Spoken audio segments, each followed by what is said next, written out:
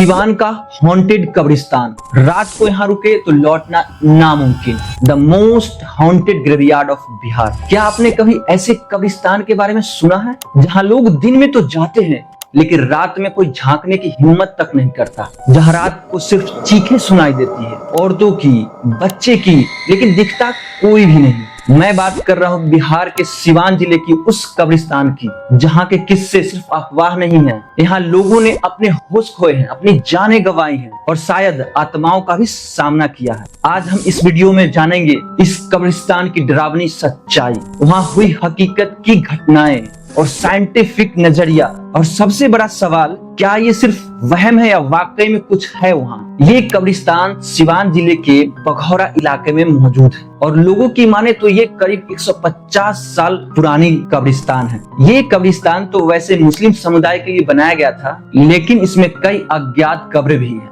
मतलब जिनकी कोई पहचान नहीं। यहाँ के लोग कहते हैं कुछ कब्रें खुद ब खुद खुल जाती है और फिर बंद हो जाती है। रात को कोई रास्ता भटक कर अगर उसके अंदर चला गया या उसके इर्द गिर्द या उस गली के आसपास भी चला गया तो उसका सुबह तक बुरा हाल मिला। कुछ लोगों का मानना है कि यहाँ दफन है एक तांत्रिक मौलवी जिसकी आत्मा आज भी भटकती है, एक बच्ची जिसकी मौत का रहस्य आज तक नहीं सुलझा, और कुछ ऐसे लोग जिन्हें मरने के बाद भी चैन नहीं मिला, जिसको हम कह सकते हैं प्रेत आत्मा।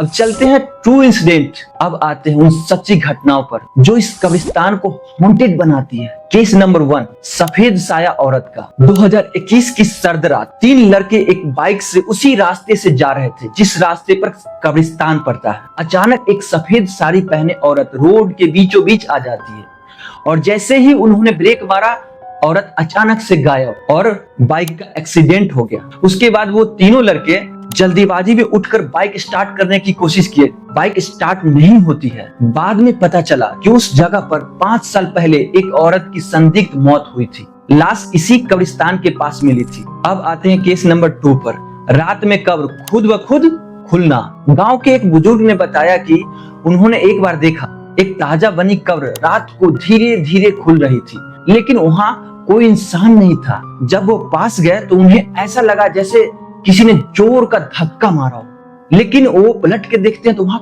कोई नहीं था। केस नंबर 3, आत्माओं का खेल। कुछ बच्चे खेलने के दौरान कब्रिस्तान की दीवार लांघकर कब्रिस्तान के अंदर चले जाते हैं। फिर कई दिनों बाद उनमें से एक लड़के ने खुद से बात करना, दीवार को देखकर बात करना शुरू कर दिया। जब उसे डॉक्टर के पास ले जाया गया तो डॉक्टर ने कहा ये पोजेस्ड है, कोई साइकोलॉजिकल इल्यूजन नहीं। अब देखते हैं साइंटिफिक एंगल क्या कहता है इस बारे में। क्या ये सच में भूत प्रेत है या सिर्फ इंसान की मन की कल्पना। साइंस कहता है कब्रिस्तान जैसी जगहों पर अक्सर लो फ्रीक्वेंसी साउंड्स होती है जिन्हें इंसान सुन नहीं सकता, लेकिन मेंटल एंजाइटी ट्रिगर हो सकती है। रात में डरावना माहौल और जंगल की सरसराहट, सन्नाटा आपके दिमाग में डर पैदा करता है। अगर आपके आसपास भय की कहानियां पहले से घूम रही हो तो दिमाग उसी पैटर्न में सोचने लगता है। इसे कहते हैं सजेस्टिबिलिटी इफेक्ट। लेकिन सवाल ये है कि जब 3 लोग एक ही चीज देखे तो क्या वो सब भ्रम में है। मैंने खुद सिवान के लोकल लोगों से बात की तो ये बातें सामने आई। एक लोकल मौलवी ने कहा, बाबू जो लोग मजाक में भी यहाँ आते हैं ना, और मजाक से भी उस अंदर जाने की कोशिश करते हैं, वो यहाँ से हंसते हंसते तो आते हैं बट वो रोते हुए जाते हैं। और एक पनवारी पास की दुकान वाला युवक, उनसे बात किया तो भाई यहाँ हम तो लाइट लगवाना चाहते हैं पर लेकिन हर बार किसी न किसी वजह से तार टूट जाता है रात में। पुलिस रिकॉर्ड में भी एक घटना दर्ज हुई। 2019 में एक युवक ने शिकायत दर्ज करवाई कि